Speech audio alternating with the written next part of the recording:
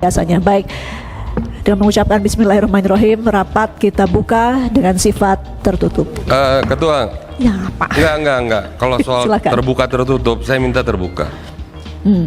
Ya, karena kita justru semua ini kita hadir di sini untuk mendapatkan penjelasan dari Panglima TNI, dari Kepala Staf Angkatan Darat, bukan dari Wakasat, dan dari Menhan dalam kaitannya ada apa yang terjadi di tubuh TNI ini.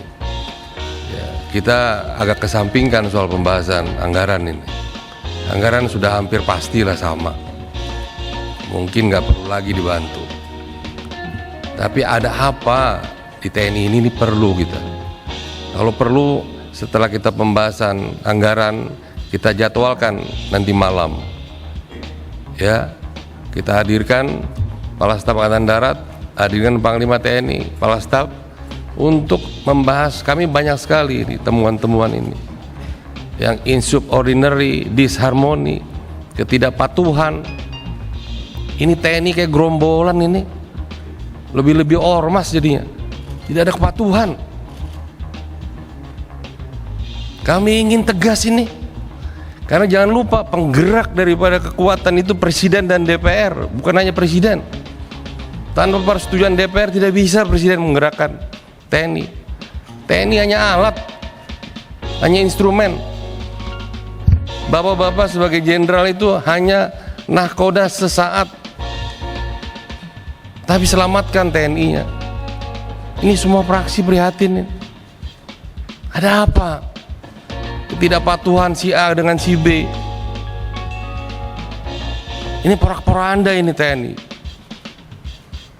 Saya minta pimpinan, kita jalan terus dengan urusan RKA.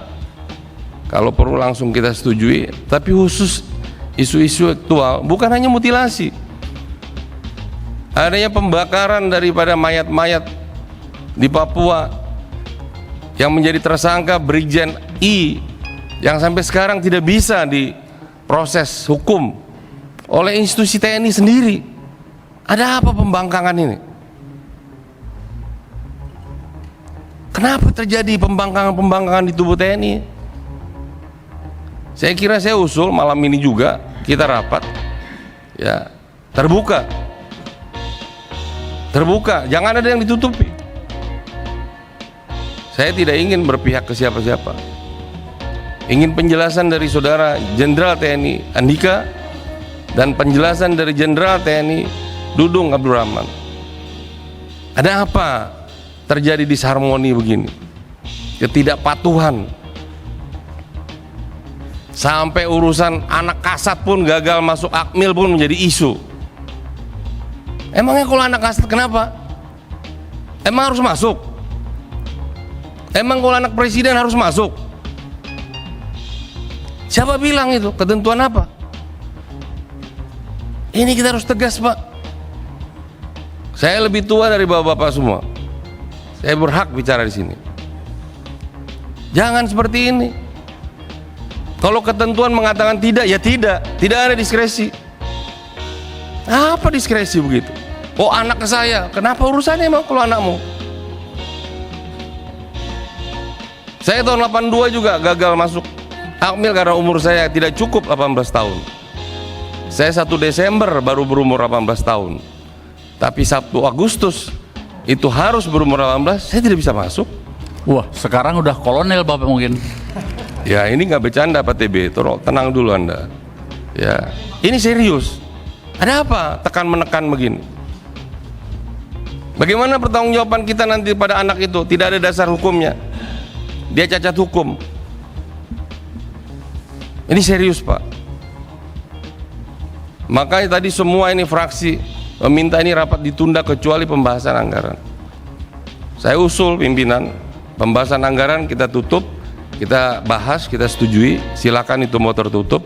Tapi isu aktual kita buka lagi, tapi hadirkan kasat di sini. Kita ingin clear. Kalau perlu dengan segala hormat bahwa bapak yang di belakang nggak perlu hadir. Ada apa sih ini? Jangan ada dusta di antara kita dong. Masa setiap ada panglima dari ke Panglima ke Kasat begitu terus. Dari zaman Pak Muldoko ini. Pak Muldoko ke Pak Gatot begini, Pak Gatot ke Pak Hadi begini, Pak Hadi ke Pak Andika begini, Pak Andika ke Pak Dudung begini. Sampai kapan, Pak? Kenapa kalian yang ego begitu? 450.000 tuh tentara, bapak saya pun tentara. Kalian sudah menikmati amanah kok nggak bisa menjaga? Hanya ego-ego begitu saja. Kalian mau manggung jadi capres, jadi cawapres. Saya usul mendingan dihentikan semuanya. Pak Effendi. Enggak, ini serius, agar ini semua kita jangan menganggap isu ini isu sederhana. Saya mohon Iya, ya, nanti kita isu buatkan. aktual dibahas, yang bersangkutan hadir.